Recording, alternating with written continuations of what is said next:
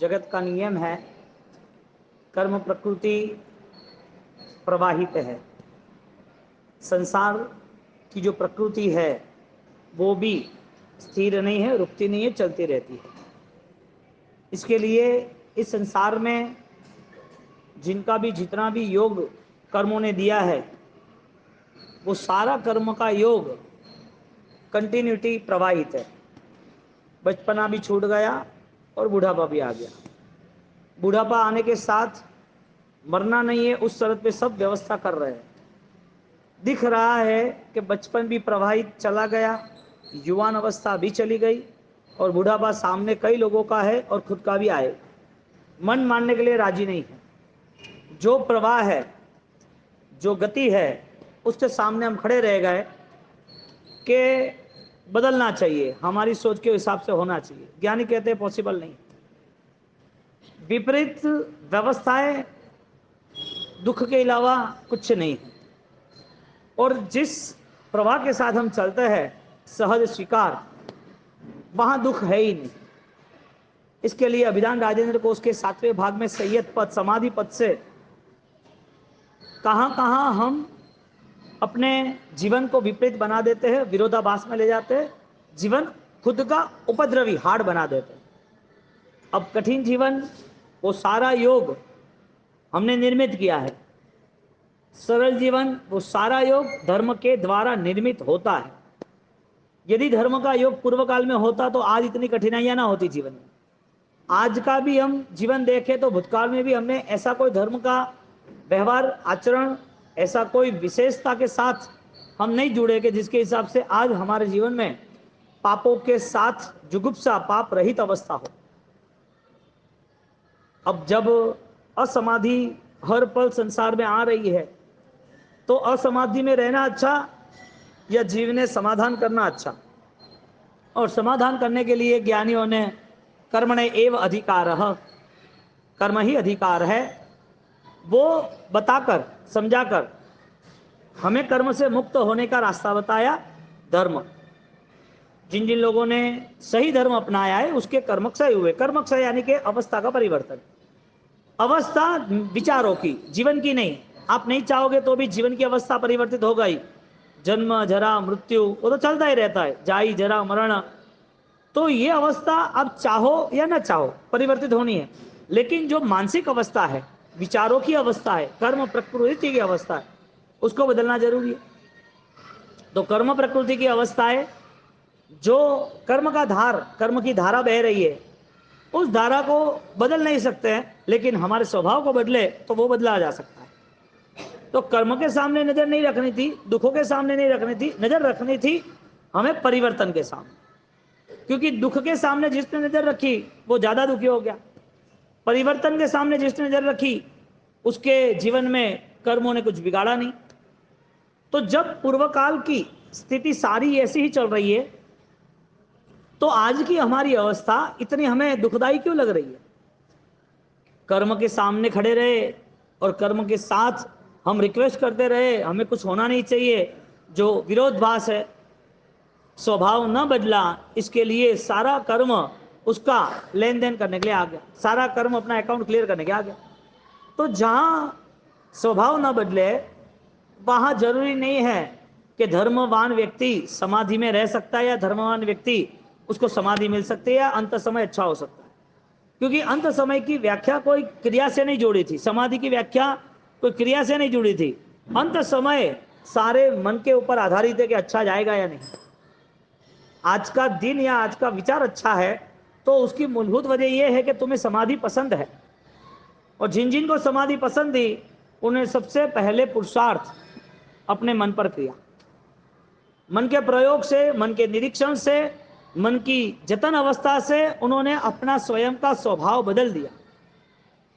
इसके लिए जैसे क्षणिक मानेंगे, वियोग मानेंगे, कर्म से जर्जरित अवस्था मानेंगे, कर्म सारा चीज बदल देता है, परिवर्तन अवस्था मानेंगे, उस समय के बाद कोई भी चीज, कोई भी घटना हमें दुख नहीं देगी। मन अशांत रहता है, वो असमाधि का कारण, और असमाधि का कारण हम विपरीत चल रहे, इच्छाओं के अनुसार चल रहे। जिन जिन लोगों ने इच्छाएं व्यक्त की, इच्छाओं के पीछे दौड़ने लगे, इच्छाओं पूरी नहीं हुई, नई इच्छा शुरू हो गई, एक इच्छा पूरी के होने के पीछे 10 इच्छा नई खड़ी भी हो गई, अंत समय तक लालसा और आशा पूरी नहीं हुई। अब स्वभाव बदलना, इसका मतलब यह है कि समाधि भाव में रहना, कर्म बदलना नहीं। कर्म ज्यादा से ज्यादा बदला जाता है यदि ज्ञान दशा हो तो। व्यक्ति क्रिया करके ऐसा समझ रहा है कि उस क्रिया के भाव से मैं कर्म बदल दूंगा, क्रिया के भाव से जीवन अच्छा बन जाएगा, क्रिया के कारण मेरे जीवन में संतोष लग रहा है, लेकिन ये मुमकिन नहीं। डायरेक्टली गुणस्थानक के विकास में जाना है। अब जिन जिन लोगों ने क्रिया के पर जोर दिया, उसका अंत समय सही नहीं गया। जोर देना था अपने परिवर्तन पे, अपने अंतःकरण पे। अब अंतःकरण तो अकेले को ही पता है, किसी और को पता नहीं है। भगवान को पता है जो हाजिर नहीं है। गुरु को इतना कह नहीं सकते, आलोचना ले ली, बात खत्म हो गई। बार बार गुरु सामने होते नहीं है। तो हमें जानने वाला कौन? सबसे ज्यादा हमें कौन जान सकता है? स्वयं, और कोई नहीं। तो जब तक हमारी सही गलत की पहचान नहीं होगी, तब तक परिवर्तन की संभावना कैसे होगी? और परिवर्तन के लिए निश्चित रूप से संस्कार बदलने पड़ते हैं।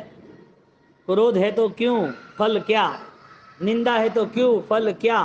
लालसा है, लोभ है तो क्यों? माया कपट है तो क्यों, फल क्या? ये सारी चीजें बिना समझे ये जीवन यदि इस उलझनों में निकलता रहा, तो ये जीवन का अंत समय भी उलझनों में ही जाएगा। आज उलझन है तो कल उलझन नहीं होगी। आज बदलाव भी नहीं है, कल कैसे बदलाव होगा? कैसे आशा रखनी? आज भी मन शांत नहीं है, उस समय कैसे शांत होगा? आज भी बड़ा मन रख के कोई चीज लेट गो करनी है तो नहीं कर सकते। उस समय पर सारी आपदाएं, सारी प्रॉब्लम सिर पर आने वाली है मृत्यु के नाम पर, तब किससे फरियाद, तब किससे हम चेंज करेंगे? पॉसिबल ही नहीं।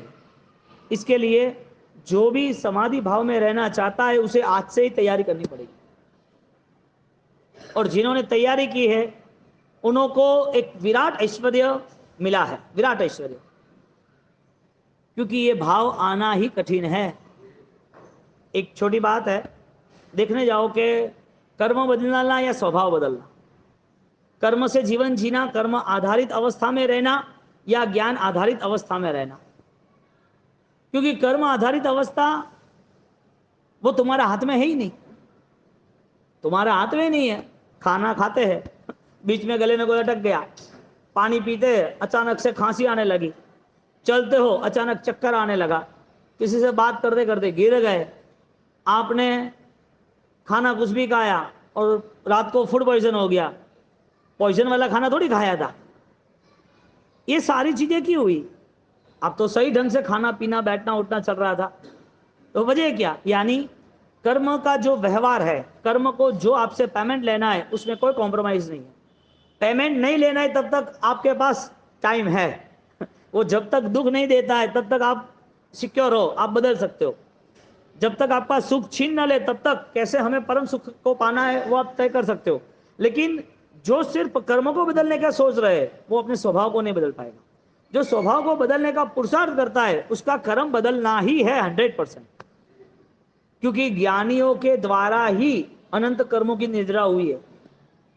जो ज्ञान की उपासना में जुड़े हैं, जो सूर्य के साथ जुड़े हैं, वो अंधेरा कैसे? सूर्य के पास खड़े रहो, अंधेरा बोलेगा 12 घंटा मैं यहां था, मुझको क्यों भगा दिया? 12 घंटे मैं था तो 2 घंटे तो और रखना था। सूरज का स्वभाव है, सूरज कितना भी खोजे अंधेरे को, सूरज पूछे अंधेरे का एड्रेस दो, मुझे मिलने जाना है, मिलेगा ही नहीं, मिल सकता है? संकित आत्मा का स्वभाव है, वो असमाधि में रहेगा नहीं, यदि सम्यक दर्शन सक्रिय है तो। सक्रिय सम्यक दर्शन की आराधना उसे कभी भी अशांति नहीं लाती है। सुख दुख ते सुर नर सुख ते दुख करी लेखवे, वांछे शिव सुख एक। सुर नर सुख ते दुख करी लेखवे। सुर यानी देवता, नर यानी इंसान। सुर नर सुख यानी कि अनुकूलता है, दुख करी लेखवे तो मुझे क्या जरूरत है? मेरा जितना सदाचार युक्त जीवन होगा इतना आनंद है। तो वो अपनी लाइफ को बेस्ट बनाने के लिए हर जगह पर कॉम्प्रोमाइज करता है कि इससे चलेगा, ये नहीं हो तो भी कोई प्रॉब्लम नहीं। तो मन में तुरंत ही उसका रिएक्शन जो था वो सारा खत्म हो गया। हर छोटी छोटी चीजों में रिएक्शन आता था, वो अब खत्म। अब रिएक्शन लाने की जगह ही नहीं है। मन अशांत होने का कारण कोई पदार्थ है, कोई व्यक्ति है, कोई वस्तु है। असमाधि के साथ रहने वाला चिक्कार कर्म बंद करता है जो खुद को भुगतना है। कर्म भुगतना है, दुख जब आएगा तब उसे पता नहीं है कि कौन सी दुख की अवस्था मुझे दूर करनी है और कैसे मैं दूर कर सकता हूं, क्योंकि दबाव मन का पहले था। इसके लिए कर्म के उदय के समय भी मन का दबाव ही रहेगा। आज कर्म ने दुख नहीं दिया है, फल नहीं दिया है, लेकिन मन ने जो दुख के कर्म बुलाए हैं, तो वो जो मन की विचारधारा इतना स्टॉक सेटिंग हो गया कि दुख के समय में भी वही स्टॉक रहेगा। दुख के समय पे धर्म साथ नहीं आएगा, धर्म साथ नहीं देता है, क्योंकि सुख के समय में धर्म न सोचा था, दुख के समय में धर्म करना ही नहीं था। दुख के समय में धर्म यानी सम्यक ज्ञान, सम्यक दर्शन। धर्म को क्रिया के साथ जोड़ना नहीं, लेकिन सम्यक ज्ञान सम्यक दर्शन होगी तो क्रिया डबल पावर वाली होगी। इसके लिए अकेला सम्यक ज्ञान सम्यक दर्शन नहीं रहेगा, वो दोनों के साथ सम्यक चारित्र सम्यक क्रिया रहेगी ही रहेगी। तुम चलो या ना चलो, तुम्हारी छाव तुम्हारे साथ ही है, चाहे सो जाओ, चाहे माला गिनो, चाहे अंधेरे में बैठो, तुम्हें नहीं दिखती। ऐसा सम्यक दर्शन इतना विशिष्ट प्रोग्राम है कि उसके साथ सम्यक चारित्र यानी कि आराधना जुड़ी हुई है। तो जिनके जीवन में आराधना है और समाधि नहीं है, आराधना है और शांति नहीं है, क्रिया है और उसके जीवन में ऑलरेडी कहीं पर भी रिलैक्स, एकदम खुशी राजी खुशी रहना चाहिए। सामने दर्द, मन की अशांति, मन के प्रति किसी के प्रति घृणा वो नहीं होनी चाहिए। वो उसके जीवन में यदि नहीं आई तो समझ लेना वो सम्यक नहीं है, सत्य रास्ता नहीं।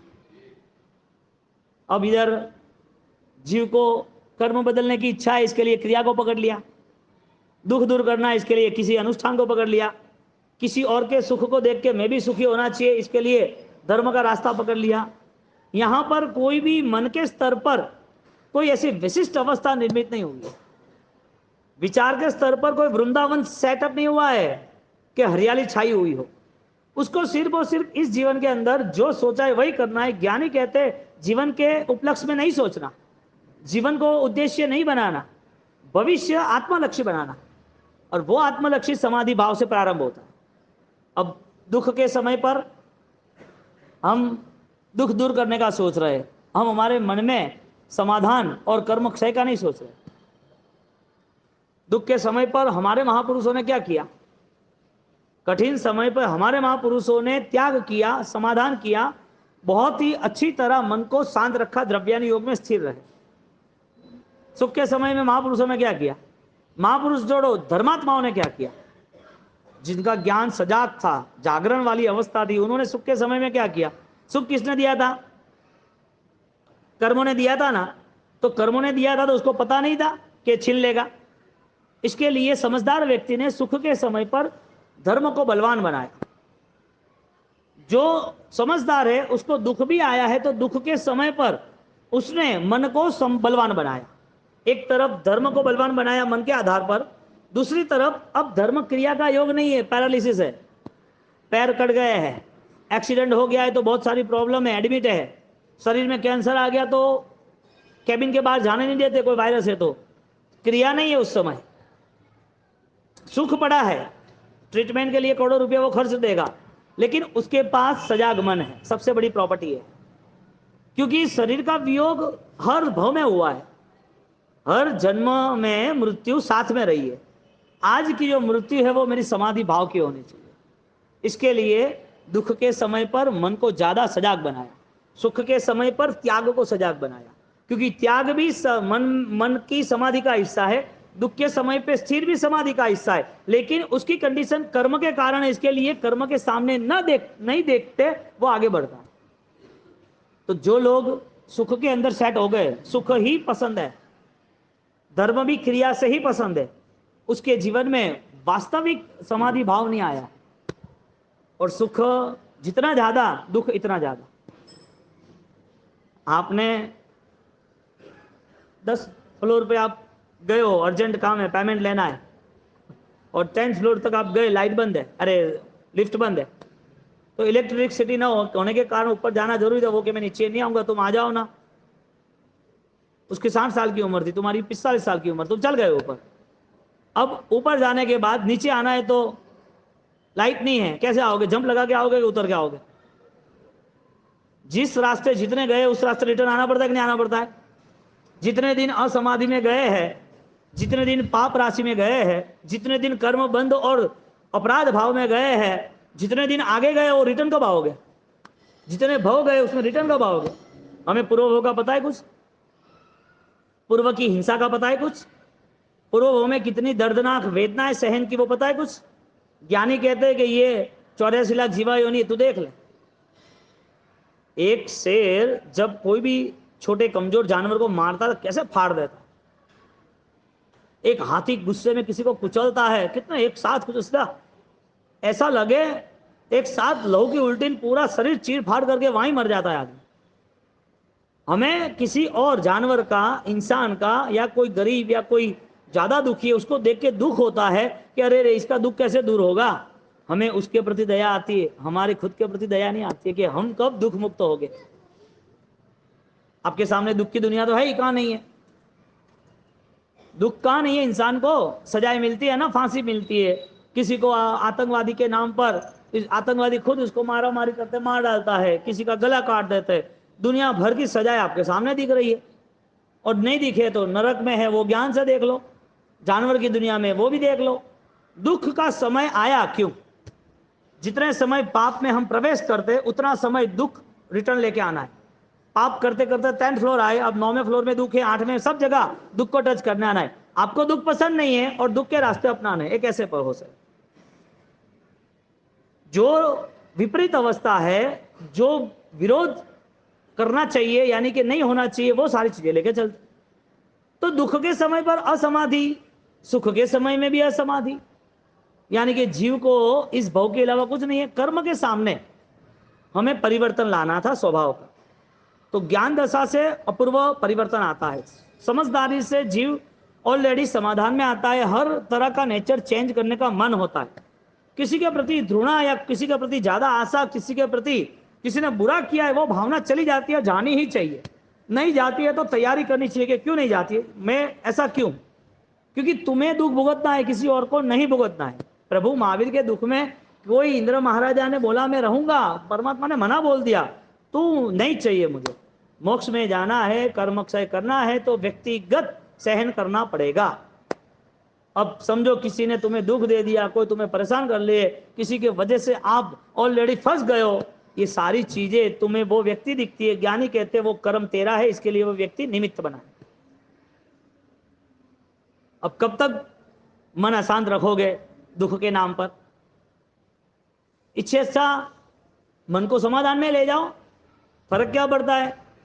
नॉर्मल बात है, एक मिट्टी जैसे जमीन पर है, हाथ में ले लो तो मुट्ठी भर आती है, 2 मुट्ठी आती है, घड़े में ले तो घड़े भर आती है। वो मिट्टी अभी शरीर हुआ नहीं है, बाकी होने वाला है, बस इतना फर्क है और कुछ नहीं। मिट्टी जैसे हम हाथ में लेते घड़े में भरते हैं, वैसे ही मिट्टी राख बनेगी है शरीर की, और बाद में मिट्टी भर गई, बात खत्म। कितना ये जीवन का मूल्य क्या? इस जीवन को बलवान बना सकता है कौन? समाधि भाव क्रिया से आता होता तो भगवान मिथ्यात्व गुण स्थानक ही न बताते।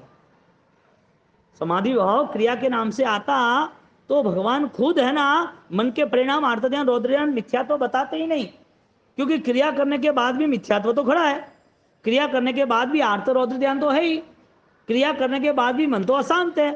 तो धर्म करने वाला व्यक्ति वो धर्म को बलवान साबित क्यों नहीं कर सकता? धर्म बलवान नहीं है तो हमारी तो नौका से फलीभूत हुई, हमारी करगुरु मुनि की। तो धर्म बलवान नहीं है, हमारे शालिभद्र हुए वैराने से। तो धर्म बलवान नहीं है, हमारे कुमारपाल महाराजा परमारथ जीवदया के नाम पे और डिक्लेयर हो गए। धर्म बलवान नहीं है, चंड कौशिक ने प्रायश्चित किया, सदगति हो गई, सहन किया 15 दिन। ये सारे जो भी जीव है, जो राजा महाराजा है, जो भी पापी आत्मा है, उन्होंने काम एक ही किया, स्वभाव बदलने का। हमें क्रिया करनी है, स्वभाव नहीं बदलना है, कैसे चलेगा? हमें धर्म पसंद है तो धर्म के कारण हमें जगत के सारे जीव उसके साथ हमारा तालमेल क्यों नहीं है? मन को हमें समझाना पड़ेगा, तीव्र भाव से किसी के साथ कोई गलत सोच नहीं बनानी, वो उसका कर्म चलता रहेगा। जगत प्रवाहित है, प्रकृति अपने आप में ऑलरेडी प्रवाहित ही है, बदलते ही रहती है। वृक्ष भी है ना, बीच के बाद अपने आप कोई नहीं होता तो जंगलों में निकल आते, 10-10, 12 फुट, 15, 20 फुट, 50 फुट के ऐसे बड़े बड़े पेड़ कैसे बने? प्रकृति नियम है, प्रवाहित। छोटा बच्चा है, मां मर गई है, 6 महीने का ही है, बड़ा नहीं होता है, अनाथ आश्रम में पाला होता है, किसी ने ले लिया, उठा लिया, मजदूरी कराता है तो गरीब बन के मजदूरी करके भी वो बड़ा होता है। प्रकृति है, प्रवाहित है। जो जीवन है वो प्रवाहित है, जो कर्म है वो भी प्रवाहित है। कर्म बदलने वाले, तुम्हारे हाथ में कुछ नहीं है। आज जो कंडीशन है, जो हमारी आज परिस्थिति है, उसे बलवान कैसे बनाया जाता है, वो रास्ता खोजने के लिए हमें तैयार होना पड़ेगा।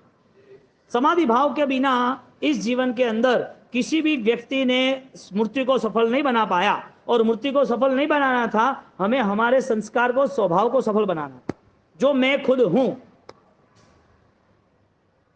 क्योंकि मेरा शरीर या मेरा नाम या मेरा ये जीवन, मेरे परिवार, वो मैं नहीं हूं। यदि उसे मान लिया है तो फिर इस गलत फहमियों से बाहर निकलने के लिए भगवान भी असमर्थ है।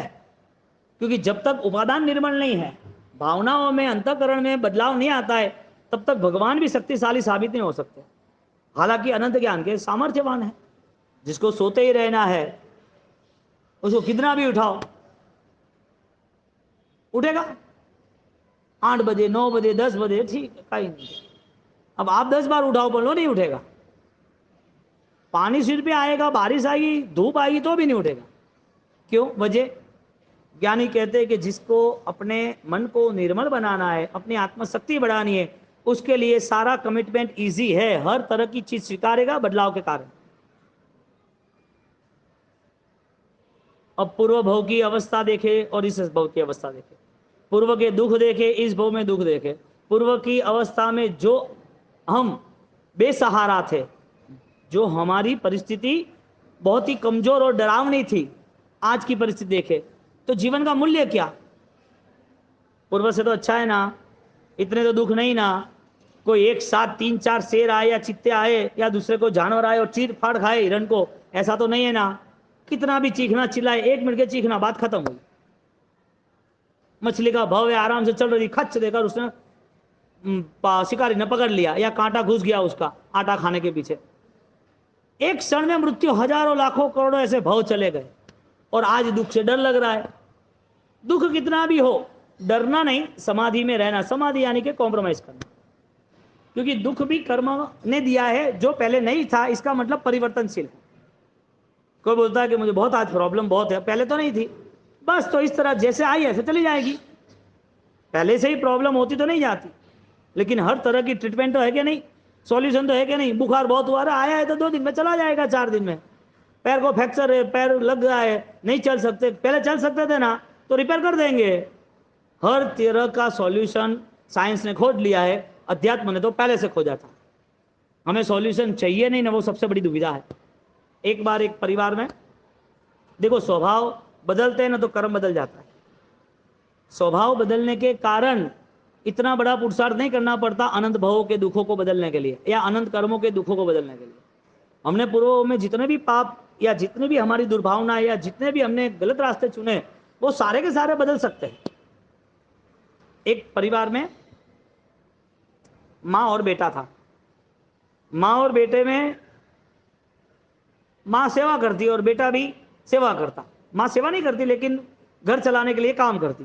बेटे को बोला तू सेवा कर, तो ठीक है। अब छोटी उम्र थी तो छोटी उम्र में उस सेवा के लिए उसको काम दिया कि तू 2 किलोमीटर दूर यहाँ से एक सारे यात्री उतरते हैं, वहां पर सबको पानी पिलाने का काम करना। तू वहां चला जाना और पानी पिला के आ जाना। अब वो बस 12 साल का लड़का, वो धीरे धीरे 2 किलोमीटर चल जाता, पानी पिला के आ जाता। ऐसे 3-4 उनके जो भी मित्र थे वो सब। अब ऐसे करके ऑलरेडी 1 साल हो गया और आनंद भी आया और अच्छा है। सेवा का काम था कि जो भी आ रहे लंबी यात्रा से प्यासे होंगे पानी पिला देते। उसमें से एक सन्यासी उतरा, सन्यासी को पानी पिलाया। सन्यासी ने बोला बेटा तू शादी मत करना, तुम आकी सेवा करना, शादी मत करना। तो कि क्यों? तो कहते तू शादी करेगा ना, जिस दिन शादी होगी उस दिन मर जाएगा। तेरी जिस दिन शादी उस दिन तेरी मौत। तो डर गया। उसको नहीं बताया होता तो मन में कुछ नहीं होता। हमारी परिस्थिति ऐसी है, हमें कुछ आगे का पता नहीं, इसके लिए आराम से जी रहे। बताया तो डर गया। अब धीरे धीरे धीरे वो बड़ा हुआ, जीवन परिवर्तित हुआ। अब माँ बूढ़ी हुई, माँ ने बोला बेटा शादी कर ले। एक बात क्या है, क्या देरी है, क्या काम है, अभी तो छोटा होने, ऐसे वैसे करके बात घुमा दी। वापस 1 साल हुआ, बेटा तू क्या कर रहा है, मेरी बीमारी बढ़ती जा रही है, बुढ़ापा बढ़ता जा रहा है, तकलीफ है, शादी कर ले, तू शादी नहीं करता है। कि माँ अभी मैं तेरी सेवा करूँ ना, मैं शादी करके लाया और परेशान हो जाएगी, वो तेरी सेवा करे ना करे, घर को संभाले नहीं संभाले, मैं तू दोनों परेशान हो जाएगा, इससे अच्छा शादी का नाम ही मत ले, मैं मेरा कर लूंगा, तो टेंशन छोड़। वापिस 1 साल चला गया, तीसरा साल आया। मैं क्या बेटा अब क्या कर रहा है, अभी तो जवाबदारी बढ़ रही है, सब संभालना पड़ेगा, और भी मेरे बाद तेरा कौन, ऐसा करके माँ उसकी चिंता पाल रही है। कोई कितना भी स्वजन चिंता पाले, हमारा कुछ है ही नहीं। कभी देखा 8 साल के बच्चे को कोरोना हुआ और मरने के कगार है, और उसकी माँ ने किसी को रिक्वेस्ट की हो, बाप ने कि मुझे ले जाओ, ये कर दो, ये होता नहीं है रिक्वेस्ट की हो तो भी। और विजयवाड़ा में ऐसा हुआ, समाचार मिले, देखो आप आपके जब पर्दे खिंच जाएंगे ना विचारों के, तो सामने स्पष्ट दर्शन हो जाएगा। विजयवाड़ा में ऐसा हुआ, कोरोना था उनके सावक को, और उस हस्बैंड को कोरोना, 2 बेटे और माँ। अब तो ट्रीटमेंट सारी आइसोलेशन सेंटर चल रहा था, फिर भी उसको डर लग रहा था। तो वो बोल रहा था कि भाई बहुत टाइम हो गया, फैमिली को मिले नहीं है, तो बेटा 2 है और वाइफ है, तो वो उनको मिला दो। तो उनसे इशारा से किया और मिलाने का बोला, वो आ भी गए।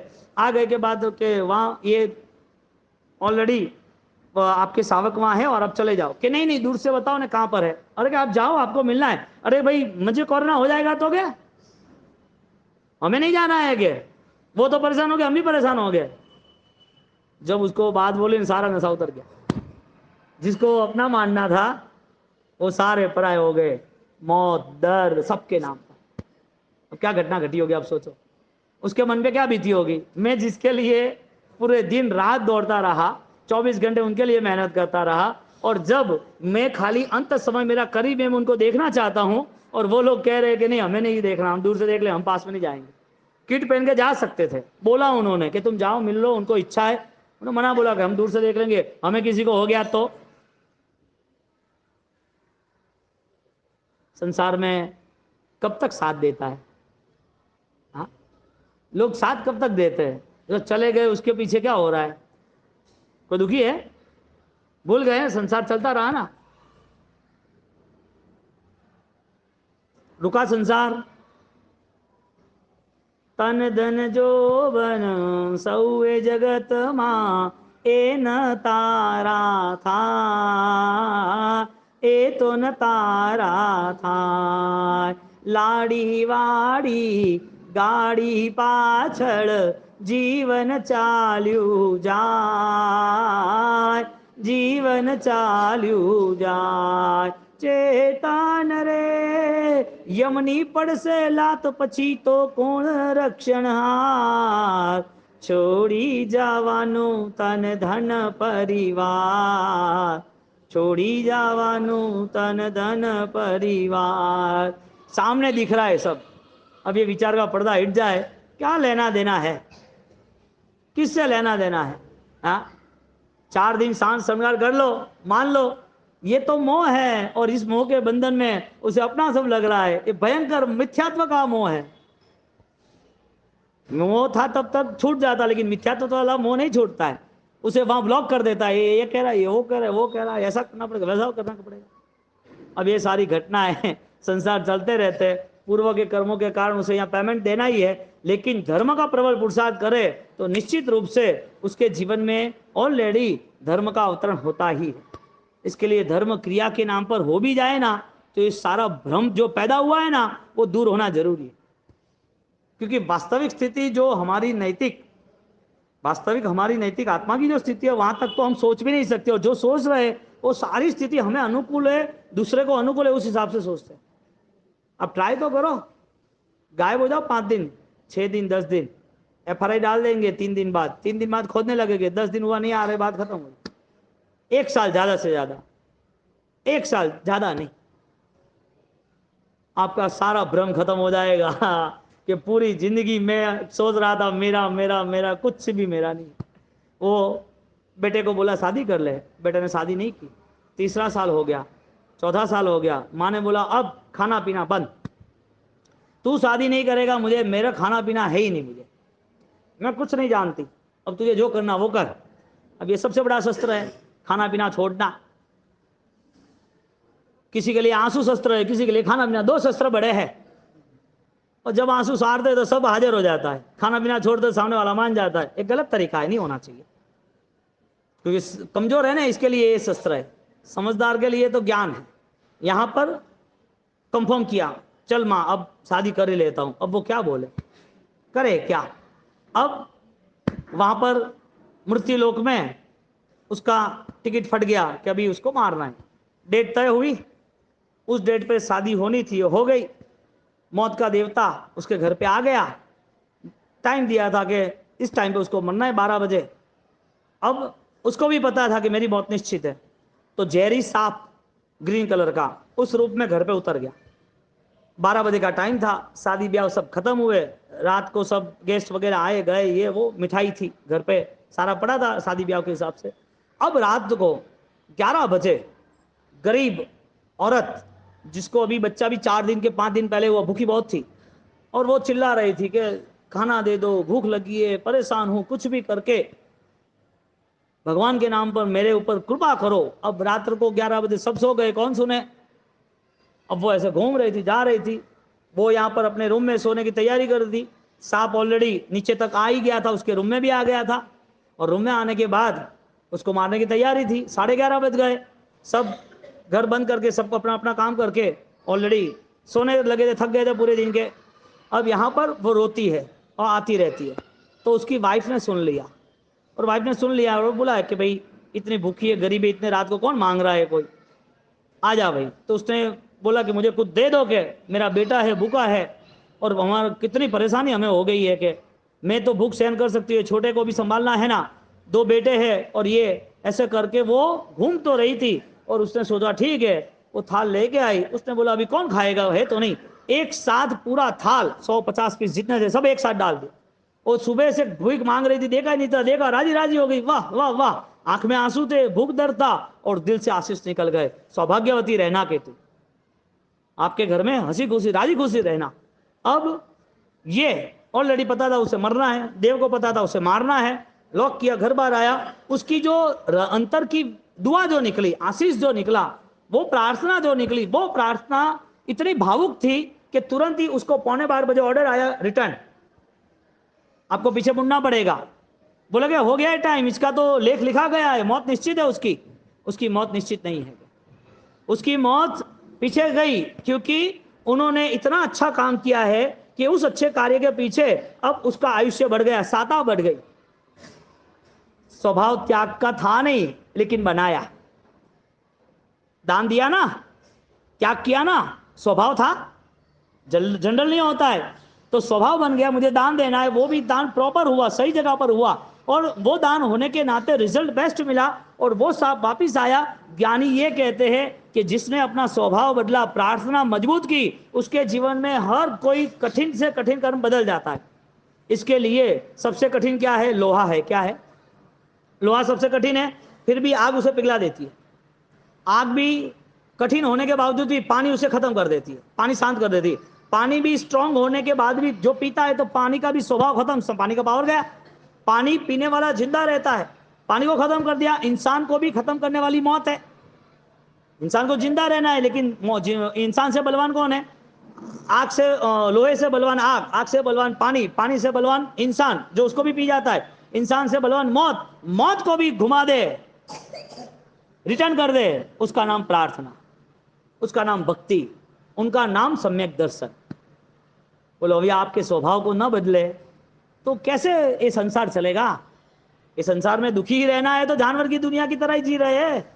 इस संसार में मन से अशांत और मन से दुखी रहते हैं कि मुझे दुख नहीं चाहिए। नरक में वही था, नरक में भी डर ही था, अरे दुख नहीं चाहिए, अरे कैसे होगा, ये तो नहीं होना। इसके लिए आपकी प्रार्थना बलवान बनती है। इसका मतलब यह है कि आप हर तरीके से परफेक्ट हो, कुछ भी कर सकते हो यदि प्रार्थना बोले। तो स्टार्टिंग कहां से हुई, स्वभाव परिवर्तन से। इसके लिए समाधि भाव कैसे आते हैं, मन को शांत रखने से। मन में त्याग रखने से, मन में बदलाव लाने से, मन में संकल्प करने से आपकी क्रिया के बल पर समाधि भाव टिकी नहीं है। ज्ञान संपन्न क्रिया होगी तो ही समाधि भाव टिके है। अब जो दुआ का फल मिला, आशीष का जो फल मिला, वो अपूर्व होता है, अपूर्व। इसकी कोई भी तुलना नहीं हो सकती। यहां पर चीजों का दान दिया, वहां पर ऑर्डर चेंज हुआ, पॉसिबल है। देवलोक की दुनिया जो विधि का लेख लिखा हुआ है वो चेंज कर दिया। वो पॉसिबल इसके लिए हुआ कि उनके मन में एक अच्छे जीवन की शुरुआत हो गई थी। बाकी तो पता नहीं, 12 बज गया, उसको भय था, कुछ नहीं हुआ, सुबह हो गई, और सुबह हो गई और नेचुरल हो गया। सेवा की थी, उसका नतीजा भी उसको मिला। जीवन जैसा जिया था उसका फल भी उसे लास्ट में मिला। तो मन में यदि शांति है, मन यदि शांत प्रकृति वाला है, मन में यदि किसी के प्रति घृणा नहीं है, परिवार है, दुकानदारी है, समाज है, कुछ गुस्सा करना पड़ता है या तो कुछ आवेश के साथ बोलना पड़ता है, लेकिन मन में क्रोध नहीं है, मन में गठान नहीं है कि इसने ऐसा किया बदला लूंगा। प्रेम से मीठा बोला और बदले लेने की भावना हो तो वो महापाप है। तो मन को शांत नहीं रखना तो अंत समय में शांत कैसे रहेगा?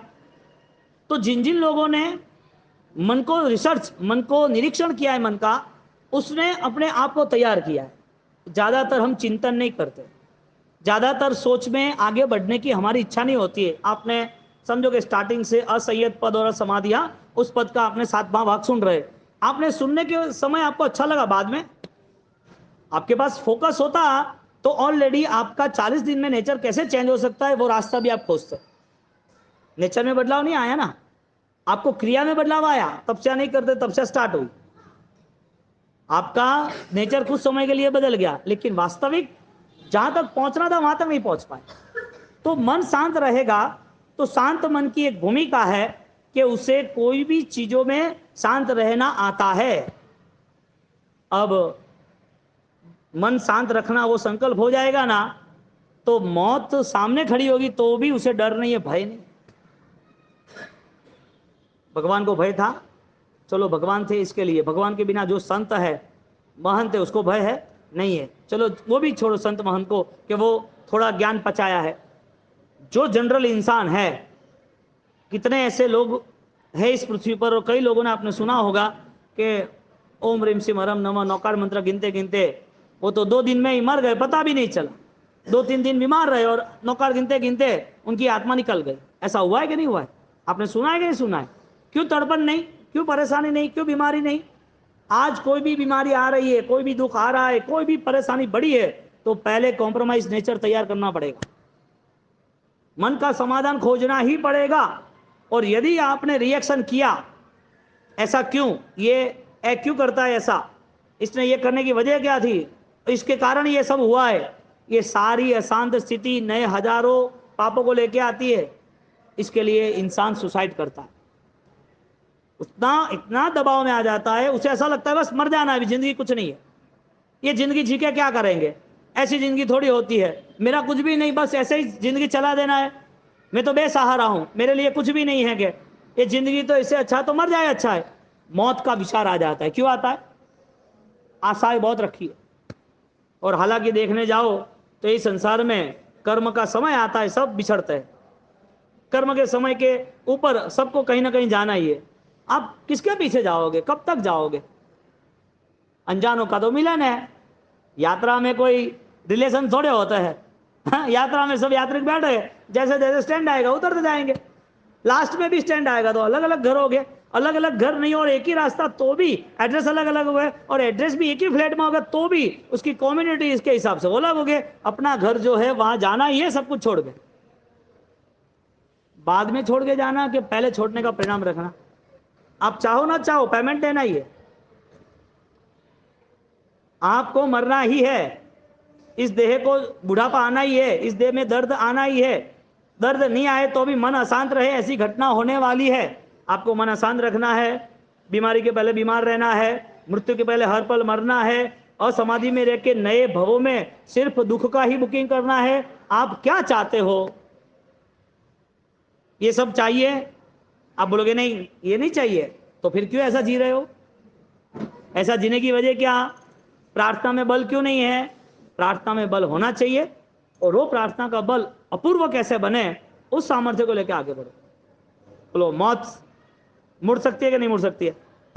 हाँ, ये शरीर सब कुछ है, शरीर ही संसार है, शरीर ही जीवन है, शरीर के आगे कुछ नहीं है।